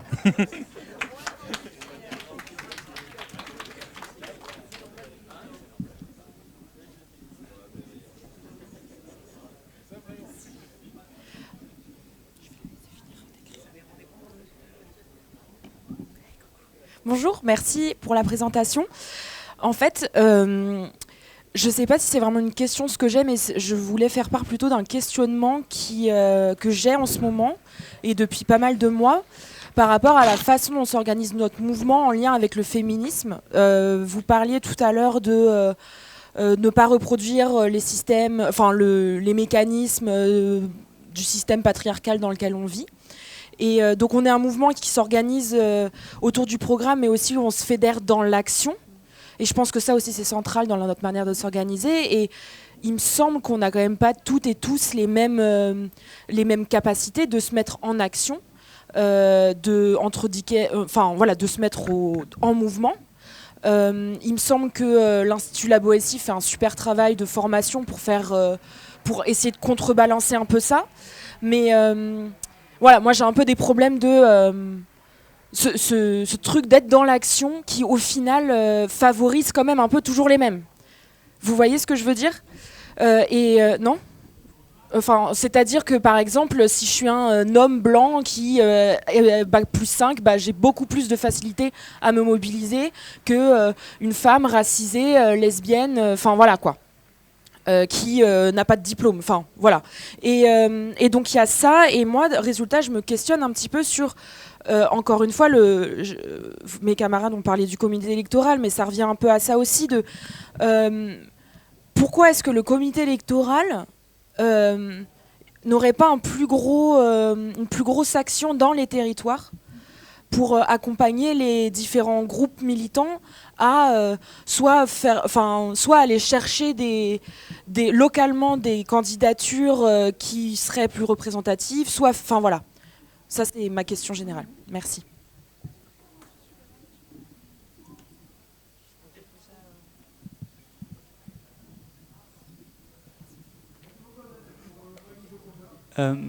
Oui, moi je vois un peu les choses de l'extérieur, du coup peut-être je manque des choses, mais par rapport à l'objectif du coup de construire un peuple révolutionnaire, de stimuler l'auto-organisation du peuple, comment ça s'articule avec le fait d'être autant centré autour des élections? Est-ce qu'il n'y a pas du coup une difficulté par rapport à ça, comme les élections, ça veut aussi un moment quelque part de délégation du pouvoir aux personnes qui sont élues? Comment ça fonctionne?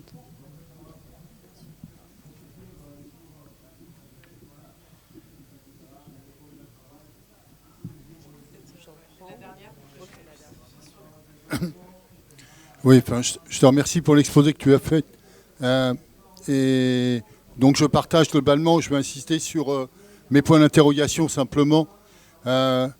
Aujourd'hui, je pense. Alors, on a donc, tu as bien expliqué effectivement ce qu'était le mouvement et la raison du mouvement. Je pense qu'on a un problème quand même d'articulation entre mouvement-parti. C'est-à-dire que je pense que, et on le sait, on s'interroge quand même sur sur les questions de la prise de décision. En tous les cas, moi, des fois, je m'interroge sur les modes de décision. Je m'interroge sur le fond, sur quelques aspects de la démarche politique qui est la nôtre. Je suis insoumis depuis 2016 et depuis le Front de gauche, etc. Donc, toi, tu ne remets pas en cause, mais je m'interroge sincèrement là-dessus, et notamment sur une question, quand on met la souveraineté populaire au cœur de notre projet, je suis un petit peu interrogatif, si tu veux, sur l'impression que j'ai qu'on ait un fonctionnement un petit peu trop vertical. Et moi, si tu prends chez moi, par exemple, je suis dans un village où le groupe d'action est assez peu organisé, mais on a quand même fait une boucle au niveau, et grâce à l'impulsion de quelques-uns, on a quand même fait une boucle WhatsApp de 140 personnes au moment des élections législatives. Et la question qui est posée aujourd'hui, c'est dans notre village, et avec les petits villages aux alentours, c'est comment on va créer une assemblée citoyenne. Donc c'est bien ça, c'est où se situe effectivement le centre de gravité réellement. Ces gens-là, ça ne va pas forcément être des insoumis. Hein. Ils savent qui on est. Ils savent qui on est. Mais je veux dire, je veux déplacer, je veux peut-être un fonctionnement un peu plus centripète, y compris, hein, tu vois, un petit peu moins centré sur cet axe aller-retour avec les groupes d'action et le... Voilà. Je pourrais dire plein d'autres choses, mais c'est tout. Bon, ça fait déjà beaucoup de choses. Alors peut-être... parce que j'essaye du coup parce que je me dis là il y a les questions, je pense que c'est plutôt des questions qui connaissent de gens qui sont déjà bien inclus et qui connaissent notre fonctionnement, et du coup les petites choses les petites choses à creuser, les difficultés qu'on rencontre dans le quotidien de notre fonctionnement. Donc j'essaye de me dire qu'il n'y a pas que des gens qui connaissent le détail du fonctionnement, donc j'essaye de ne pas rentrer dans des degrés trop de précision, et je vais partir de la question du fonctionnement qui m'a été posée sur justement la difficulté de se mettre dans l'action. Et je trouvais que c'était intéressant parce qu'au cours de la discussion, au début, je n'ai pas saisi, parce que moi, j'ai tendance à penser que, je vais y aller hyper cash, mais que les dominés, dont les femmes, sont souvent beaucoup plus dans l'action que les autres et beaucoup moins dans la discussion. Parce qu'en fait, je pensais que tu te plaçais, la jeune femme qui parlait là-bas, que tu te plaçais... Pardon, excuse-moi, t'étais là.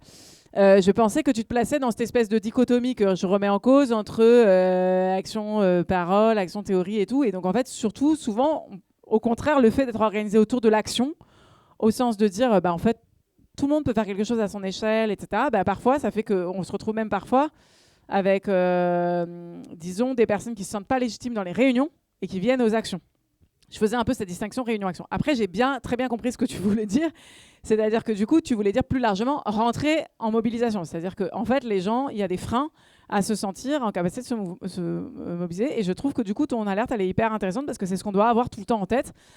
Alors, à quelle échelle on le fait dans le mouvement ? On a un pôle pratique militante. C'est pas si facile que ça. Et moi, je pense que c'est justement, en fait, pour que cette préoccupation, elle ait lieu dans tous les GA et dans tous les départements. Enfin, je pense que c'est justement par ce genre de formation-là, mais aussi par l'habitude que doivent prendre les boucles départementales et de ça, c'est-à-dire de se poser toujours la question de nos modes d'action et de rien prendre comme évident, quoi. Ni les horaires de réunion, ni la façon de faire les réunions. Et c'est aussi pour ça qu'on s'est toujours, nous, revendiquer des méthodes de l'éducation populaire et qu'on essaye de les développer. Alors, on a un pôle, malheureusement, qui n'a pas forcément fourni beaucoup de formation au plus près des gens, quoi. C'est-à-dire que, bon, il y a des ateliers aux amphis, etc., mais on cherche encore, voilà, ça fait partie des choses, je cherche comment en fait les choses peuvent se diffuser, mais pas se diffuser de façon verticale, mais comment des pratiques peuvent se diffuser.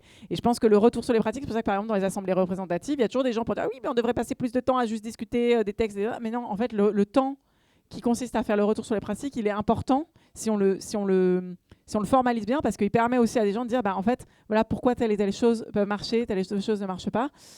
Et notamment se poser la question de, par exemple, dans nos réunions, très vite, on arrive, on fait, on va faire un point politique, et puis les gens vont s'inscrire, et puis du coup, très vite, donc par exemple, moi, je fais un des ateliers que je donne, mais qui du coup, ça couvre pas toutes les questions, mais c'est lutter contre les VSS en milieu militant, les violences sexuelles. Alors ça va loin, ça va jusqu'aux violences sexuelles graves qu'on doit signaler, etc. Mais il y a aussi toute la question du sexisme. Et donc dans cet atelier, par exemple, je réfléchis à comment vous faites dans une réunion où vous vous rendez compte qu'il n'y a que des hommes qui parlent. Mais en fait, je dis que des hommes, mais ça peut marcher pour... Il n'y a que des diplômés qui parlent. Il y a que... En fait, ça marche avec toutes les formes, évidemment, de domination qu'il y a dans la société qui peuvent se reproduire dans le collectif humain. Et il y a des méthodes de l'éducation populaire qui permettent d'inverser les choses, par exemple dans les réunions, de se dire en fait tout le monde est légitime à parler, justement parce que finalement quand on sépare les temps discussion et les temps préparation d'organisation, ce qui est démontré, c'est que souvent par exemple les femmes elles vont plus parler dans le deuxième temps de la réunion qu'il y a un temps d'organisation. Tu vois, en fait finalement il va plus avoir de sentiments de légitimité sur l'organisation que sur la discussion politique, voilà. Et du coup ça va créer aussi des formes de hiérarchisation parce que c'est comme ça que ça marche, et puis du coup aussi on se remet à valoriser l'analyse politique du moment et à dévaloriser le point qu'on fait à la fin sur alors qu'est-ce qu'on fait, alors qu'en fait ça devrait être la question centrale et la première question que se pose n'importe quelle réunion de groupe d'action, c'est qu'est-ce qu'on fait, qu'est-ce que vous avez envie de faire. Donc on peut aussi déjà décider qu'on inverse les choses, ou à chaque fois de se dire en fait à chaque fois qu'on fait une inter sur la situation politique, qu'il y ait toujours une proposition, qu'il y ait toujours quelque chose, voilà. On peut aussi, il y a des méthodes d'éducation populaire qui permettent de dire aussi qui pense n'avoir rien à dire. J'aime beaucoup ce truc, je vous fais une petite formation express là-dessus. Le point politique, vous pouvez dire qui pense n'avoir rien à dire. N'avoir rien à dire dans le point politique. Ok, tu te mets là. Qui pense avoir beaucoup de choses à dire. Ok, tu te mets là. Classez-vous entre les deux. Là, puis alors du coup, vous allez avoir la personne qui est la plus en situation de domination dans le collectif, parce que par exemple qui est députée, donc elle pense qu'elle a des choses à dire, et elle a raison de penser qu'elle a des choses à dire parce qu'elle a suivi les trucs de près, etc. Après, tu as la personne qui est là depuis longtemps, et où tu as le retraité qui a le temps de se lire toute l'actu et tout, qui a lu toutes les... Pardon, c'est rien contre les retraités, au contraire, on a besoin d'eux, mais ils ont lu toutes les notes de blog de Jean-Luc qui sont à jour et tout, alors que le gars qui était au travail, machin, il a rien du tout pu suivre, etc. Et en fait, on se classe en ordre et on dit, ok, on va commencer par ceux qui n'ont rien à dire. Du coup, vous allez voir, ça va aller vite parce qu'il y a des jeux derrière qu'on doit... Alors, du coup, tu n'as rien à dire, mais du coup, tu peux nous dire pourquoi tu n'as rien à dire, qu'est-ce que tu n'as pas eu le temps. Enfin, raconte-nous comment ça va en ce moment. Et ils vont commencer à dire un truc et ça va être une question. J'ai rien à dire, mais j'ai quand même entendu à la radio vite fait en rentrant du boulot qu'il y avait tel truc et du coup, j'ai telle question. Ça va orienter en fait la discussion. Du coup, tu as le deuxième, il fait tiens, moi, je suis peut-être en capacité de répondre à ta question alors que je pensais n'avoir rien à dire, mais la question du premier me permet de répondre. Et en fait, si on a bien fait les choses, le dernier qui parle, il a beaucoup moins de choses à dire finalement parce qu'en fait, on a co-construit les choses. Bon, voilà, je donne un exemple comme ça, mais pour dire en fait qu'on peut inventer plein de façons de discuter ensemble pour que tout le monde se sente à l'aise, réinventer plein de façons aussi d'agir et des horaires. Moi, je milite par exemple sur la question de la participation des femmes, et parce qu'on sait qu'on est dans une société où elles ont encore énormément la charge familiale, etc. De se dire qu'on peut changer les horaires de réunion, mais on peut aussi dire enfant bienvenue, et puis on se débrouille, dire est-ce qu'il y a besoin, et puis consulter, dire en fait, faire peut-être un moment une réunion en non-mixité qui est de dire en fait quelles sont les difficultés que vous rencontrez en tant que femme militante, quelles sont les difficultés que vous rencontrez dans l'organisation quotidienne, et alors du coup qu'est-ce qu'on pourrait imaginer. Est-ce que ce qui serait plus simple ce serait de prévoir pour la manif, essayer de voir si on se cotise pour une babysitter pour la manif pour mettre tous les enfants ensemble, ou est-ce que c'est de faire des coins enfants, ou est-ce que c'est de se garder mutuellement les enfants, j'en sais rien. Mais en fait de poser ces questions-là pour montrer, voilà, moi j'ai fait un atelier des lois avec des mères isolées, évidemment que si tu veux que tes mères isolées elles viennent écrire la loi pour les mères isolées, bah, le premier des trucs, c'est que tu fais un coin enfant et je t'assure qu'elles puissent venir avec leur enfant. Parce que sinon, en fait, tu n'as rien compris aux conditions matérielles d'existence. Et donc, du coup, tu fais ton atelier, tu n'as que des militants insoumis qui sont venus participer à un truc qui ne les concernait pas. Tu vois ce que j'ai bon. Donc, mais on essaye de faire ces choses-là et on doit toujours l'avoir en tête. Et quand tu disais le comité électoral, justement, il y a une évolution du comité électoral. Je vais arriver du coup sur le fonctionnement du comité électoral. Le comité électoral, on a décidé au bout d'un moment qu'il faut qu'il y ait toujours cette dimension nationale qui est hyper importante pour la visibilité et aussi pour la légitimité de la discussion, de la décision. C'est de dire, en fait, c'est des personnes identifiées, comme dans toutes les organisations, hein, contrairement à ce que les gens racontent. Notre comité électoral, il est identifié. Il y a dans tous les partis, il y a des...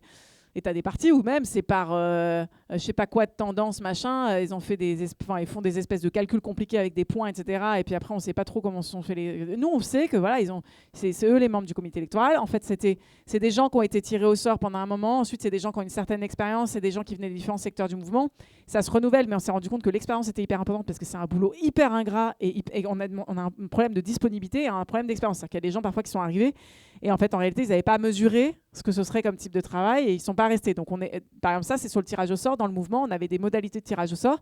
On fait très attention à ce que le tirage au sort reste quelque chose qui permet de brasser et aux gens de s'inclure et pas qui réexclut au final parce que des gens qui sont tirés au sort et qui après complexent parce qu'en fait, ils avaient dit oui pour une tâche, mais en réalité, il valait mieux partir des personnes qui réunissent un certain nombre de critères de disponibilité pour pouvoir la faire, la tâche, plutôt que de mettre des gens en fait, dans l'incapacité de l'assumer la tâche. Donc, c'est toutes ces questions-là. Mais par exemple, le comité électoral, on s'est rendu compte qu'il fallait maintenant qu'il y ait, dans certains cas, dans les élections, qu'il y a des référents régionaux, voilà, mais qui ne sont pas forcément décisionnaires dans le comité électoral, mais qui vont permettre de te faire le lien avec la base locale et qui vont peut-être penser justement essayer de pousser les militants à faire. Voilà. À chaque fois, chaque élection, on se dit comment, par exemple là pour les municipales, ça va être un enjeu. Comment est-ce qu'on assure, comment on donne confiance, et moi je pense que parfois, justement, peut-être des réunions de non-mixité, etc., mais comment est-ce qu'on donne confiance à notamment des femmes, parce qu'on a toujours des problèmes sur la parité, même si on s'y est tenu, etc., mais c'est toujours compliqué. Et aussi la parité, c'est aussi pour ça qu'on a besoin d'intervention du comité électoral. Je vous rappelle que la dernière fois où on a dû payer, puis c'est surtout que c'est la honte, le problème c'est pas l'amende, mais qu'on n'a pas réussi à avoir un nombre paritaire de candidats, c'est que le fait qu'on avait redonné en dernière instance la validation aux cadres locaux, et on avait sous-estimé le fait qu'il y avait des endroits où des femmes allaient dire finalement machin il a vraiment très envie d'y aller puis moi moins, etc. Et donc il y a des endroits où ça s'est réinversé alors qu'on penchait plutôt pour que ce soit la femme dans le binôme, hein, on fait désigner des binômes, etc. Bon. Voilà, mais tout ça, on a une organisation, j'ai oublié de le dire, j'aurais dû le dire, les binômes, tous les espaces et tous les pôles du mouvement sont co-animés par des binômes paritaires. Et ça c'est hyper important parce que c'est deux choses, c'est le féminisme et c'est aussi le partage du pouvoir. C'est aussi le fait de se dire, en fait, quand on anime, c'est bien d'être deux. Parce que ça limite les questions de chefferie. Ça ne résout pas tout. Hein, mais, donc,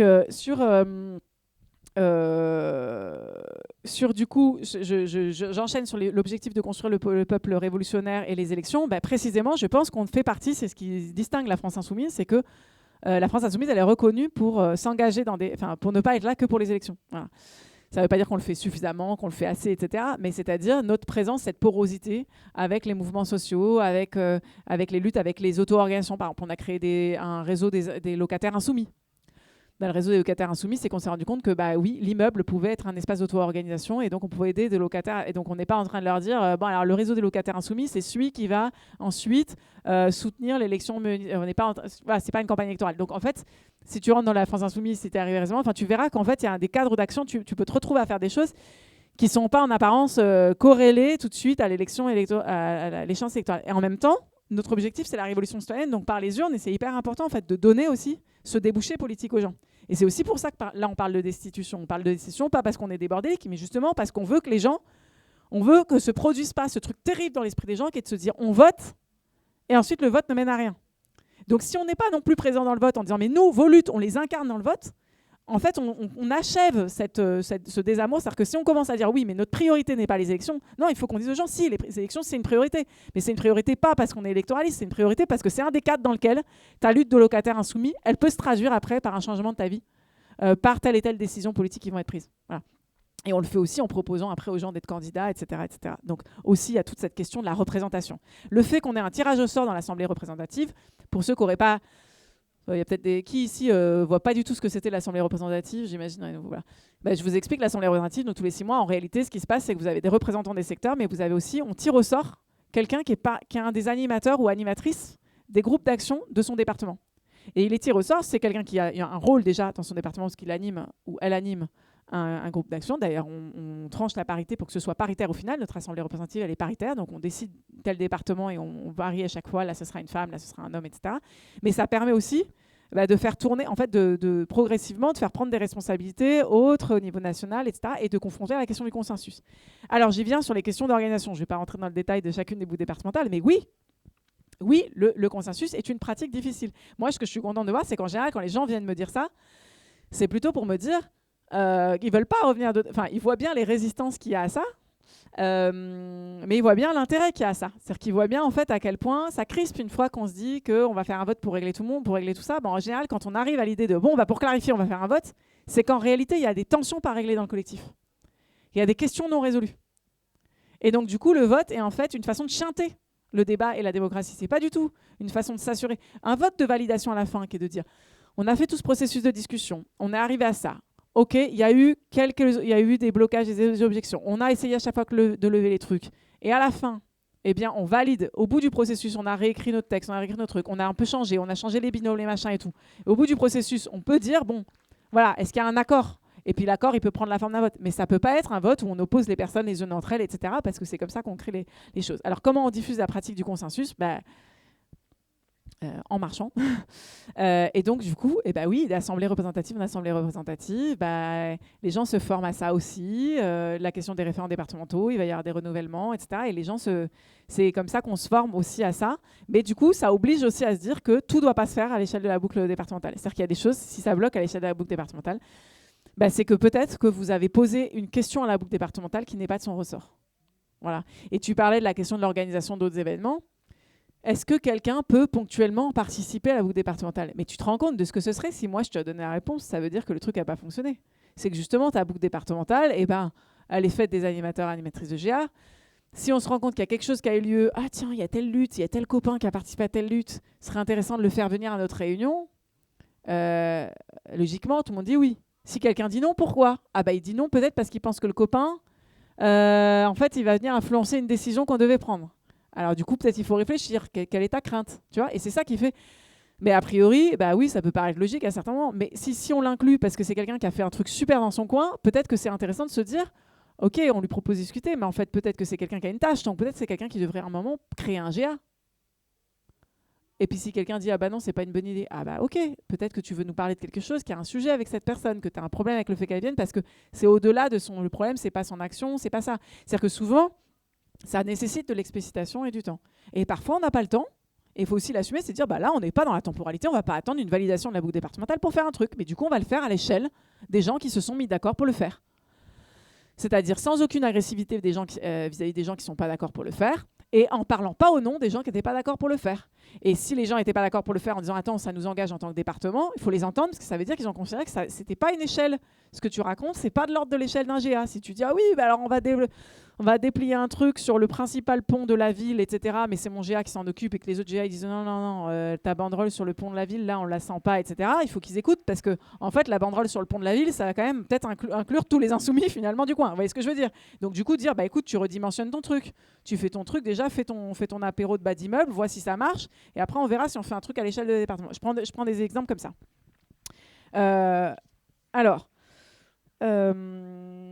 Le comité électoral et le lien avec les boucles, précisément, il n'y a pas de lien entre le comité électoral et les boucles. Justement, pour pas que les boucles... en fait, le lien qui s'est fait, c'est qu'on a proposé... là, c'était une nouveauté, c'est qu'on propose à chaque échelle des avis. Alors, pour les élections législatives, vous comprenez bien, quand il y a une dissolution et qu'on a une semaine pour désigner des candidats, on n'a pas... Normalement, ce qu'on fait, c'est à l'échelle donnée, on propose une réunion et on demande à cette réunion de faire ses remontées au consensus. C'est ça qu'on fait. Là, on n'avait pas le temps de le faire, mais on a proposé du coup aux individus de le faire. C'est-à-dire que vous avez tous reçu dans votre boîte mail un message qui vous permettait de dire ce que vous pensiez du candidat de la dernière fois. Parce que quand même, globalement, l'idée, c'était de se dire, écoutez, on reprend les candidats, mais peut-être qu'il y a eu des trucs où ça s'est mal passé, il faut mieux qu'on soit au courant, etc. Il y a eu des formes de consultation et d'ailleurs du candidat, y compris les députés. Moi aussi, je crois que dans ma circonscription, les gens ont été consultés pour savoir ce qu'ils pensaient, parce que ça permettait de dire. Et ça aussi, Voilà, il y a aussi des endroits où des gens se sont exprimés pour dire, en fait, nous, il y a un souci. Voilà. Bon. Vis-à-vis de candidats ou plus, ou de gens déjà élus. Bon. Donc, voilà, là, on avait très peu de temps pour le faire, mais on l'a fait. Poser la question au PS pour savoir s'ils ont consulté tout localement pour leurs candidats. Hein. Moi, ça m'intéresserait de savoir. Hein. Je ne suis pas sûre qu'ils aient envoyé un mail aux gens avec un formulaire pour t'adresser au comité électoral. Je ne suis même pas sûre. Hein. Voilà. Et je ne suis pas sûre qu'à chaque fois, sinon, quand ils ont le temps, ils font des AG locales, etc. Je ne suis pas sûre que ça prenne cette forme-là où tous les insoumis sont les bienvenus, etc. Bon. Et je ne suis pas sûre qu'au bout du bout, après, il y a un vote sur leur liste de candidats. Parce que j'ai encore lu quelque part que la France Insoumise, il n'y avait pas de... Ouais, ben si, en fait, nous, on a un processus et à la fin, les choses, elles se font. Et en plus, à la fin, tu as un vote sur la liste des candidats. Voilà. Bon. Donc, c'est ce qu'on essaye de faire à chaque fois, même si la temporalité n'est pas toujours très simple, voilà, en articulant les niveaux. Juste, il y avait une question sur le... juste une réaction sur notre force militante à l'aide les autres partis. Là. Je ne sais plus qui l'a dit. Oui, on va le voir dans l'autre sens. Il y a plein de gens qui ont compris lors de cette dernière élection que les insoumis, c'est hyper utile pour gagner une élection. Et parfois, c'est les mêmes qui disent que les insoumis sont des boulets, mais dans leur circonscription, ils ont vu que c'était quand même pas mal que les insoumis soient là. Et y compris même les macronistes, il y a des endroits où les macronistes ils se sont dit c'est pas plus mal en fait que les électeurs du NFP, ils aillent dans les endroits où il y a des désistements. Hein, voilà. Et c'est ça, et moi je crois que c'est ça, ça va être ça notre force. On ne doit pas être tombé dans les trucs mesquins. C'est juste du coup les gars, vous avez compris ce qu'on est capable de faire. Maintenant, si vous voulez faire sans nous, be my guest. Et j'ai envie de dire, pour les élections municipales, il y en a, je pense, qui se posent déjà la question. Hein, qui disent, ouh, on a vu les insoumis en mouvement, on a compris ce que c'était de les avoir avec nous ou pas. Et on se doute de ce que ce serait de les avoir avec des candidats contre nous. Voilà. Donc, c'est une force. Ne jamais faire d'une force une faiblesse. Voilà, c'est notre force. Et à chaque fois qu'on fait une alliance, on monte notre force. Voilà. Juste un truc sur le conseil politique. Alors là, ça va être ultra technique pour les gens qui n'y connaissent rien. Le conseil politique, c'est quelque chose qu'on a proposé à l'issue de la dernière assemblée représentative de décembre. En fait, on a proposé de mettre en place un cadre qui permette de répondre à la question de comment les organisations membres de la France Insoumise participent à un espace de discussion, sans non plus créer un système de tendance, c'est-à-dire de dire t'es membre de telle organisation qui pèse je ne sais même pas combien de personnes au sein de la France Insoumise, tu es membre de droit de la coordination des espaces, et donc au nom de ton micro-parti que tu as fondé, tu as la même voix au chapitre que quelqu'un qui anime tout le secteur de la vie du mouvement, ou qui se tape tout le secteur des luttes, ou tout le secteur du programme. Et après, tu vas aller à l'Assemblée représentative, t'exprimer avec des gens qui sont des représentants de tous les départements, et toi, tu vas parler au nom de ton organisation qui parfois réunit moins de gens que le nombre d'insoumis d'un département. Je le dis. Donc, c'était important qu'il y ait un cadre qui ne soit pas un cadre décisionnel, mais qui soit un cadre qui soit un lieu d'échange qui permette, en fait, au moins avant chaque assemblée représentative, mais même sur une base plus régulière, on avait proposé que ce soit mensuel, de réunir des gens qui soient les représentants des organisations membres de la France Insoumise. Donc, il y a le Parti de gauche, il y a le Parti ouvrier indépendant, il y a Picardie debout, la gauche éco-socialiste, etc. Ce qui était compliqué, c'est qu'on a compris que nous, on a proposé ça. Et là, ça a été aussi une occasion de clarification de qui voit l'intérêt de ça, en disant oui, c'est conforme en fait à ce que c'est que la France Insoumise, et qui dit non, nous, notre but, c'est de constituer des tendances dans la France Insoumise. On l'a quand même fait, on a tenu les réunions à chaque fois qu'il y avait des participants pour les tenir. Je ne vais pas aller beaucoup plus loin, mais vous comprenez ce que ça veut dire. C'est-à-dire que on a aussi autre chose à faire. En fait, c'est la coordination des espaces qui propose des rencontres avec toutes les formes. Donc, si au bout de 2, 3, 4 réunions, en fait, on n'a personne qui veut représenter telle organisation qui voulait absolument être représentée dans la coordination des espaces, on dit ça veut dire qu'ils considèrent que le conseil politique, eux-mêmes, ils ont décidé que le conseil politique n'était pas un cadre intéressant. Mais donc, du coup, voilà. Donc, en fait, le bilan devra être fait. On devait avoir une assemblée représentative en juin où on aurait déjà parlé, mais le mieux, c'est d'en faire parler Francis Pargny, parce que c'est lui qui est l'animateur de ça, et il doit faire le bilan, et il devait faire la vérification, justement. Je crois qu'on est dans des moments de clarification, tout le monde l'aura vu, donc je pense qu'il y aura une vérification à faire de... est-ce qu'il y a cet accord de principe sur la forme mouvement, sur le fait de refuser le fonctionnement par tendance? Et à partir de là, est-ce que du coup le conseil politique peut être un organe qui est intéressant, ou est-ce que c'est pas dans ce cadre-là que ça doit avoir lieu? Est-ce qu'il faut penser à autre chose? Mais en tout cas, il faut commencer par vérifier avec chacune des organisations comment elle se situe par rapport à la France Insoumise, ce qui permet de botter en touche sur la question de la gauche éco-socialiste. À cette heure, je ne sais pas. À cette heure, je ne suis pas sûre de bien comprendre. Donc je ne vais pas répondre là publiquement. Mais je pense que ça fait partie des moments un peu de clarification qu'on doit avoir En fait, avec les organisations, parce que moi, je ne suis pas toujours sûre de comprendre le lien entre les organisations et leurs parlementaires. Mais en tout cas, là, maintenant, on a un peu des outils de clarification. C'est-à-dire qu'il y a des parlementaires qui siègent dans un autre groupe que celui de la France Insoumise. Donc, ça clarifie, mais je ne sais pas si ça clarifie tout dans les organisations. Mais il faudra clarifier, il faudra dire à un moment... parce que par contre, une des règles de la France Insoumise, c'est que y a des groupes qui peuvent appartenir à la France Insoumise, mais par contre, comme dans toute organisation politique, parce qu'on n'est quand même pas non plus, on va pas non plus nous demander de faire ce que fait aucune organisation politique, c'est-à-dire continuer d'accueillir en notre sein des gens qui soutiennent d'autres forces politiques aux élections. Genre ça, c'est juste la base. Donc en gros, la question c'est, t'es insoumis, tu soutiens la France Insoumise, mais tu peux être membre d'une organisation qui a aussi une forme d'indépendance, c'est-à-dire qu'il va avoir ses propres modes d'action, de réunion. Si toi, tu crois à la forme parti, que tu as besoin de forme parti avec des réunions tous les lundis soirs pour faire l'analyse de la situation politique et avec des gens qui sont cotisants, des gens qui sont non cotisants, des gens qui ont le droit d'en être, qui n'ont pas le droit d'en être, tu as le droit, c'est ton parti. Mais il faut que tu acceptes que le fonctionnement, que pour être au sein de la France Insoumise, il faut que tu sois d'accord avec cette forme ouverte de la France Insoumise, qui fait qu'il y a ici plein de gens. Ici, on a combien de gens qui sont membres d'une organisation autre que la France Insoumise et pas syndicale, organisation politique, membres de parti. Voilà, donc on est dans une organisation où quand même, il y a plein de gens qui sont qui se sentent à l'aise dans le mouvement et qui n'ont pas forcément envie d'être membres ensuite d'un parti, d'un groupe au sein de ce mouvement. Donc il faut qu'on arrive à trouver le respect de tout ça. Et en tout cas, je pense qu'on est effectivement dans un moment de clarification par rapport à ça. Voilà, je vais terminer pudiquement là-dessus.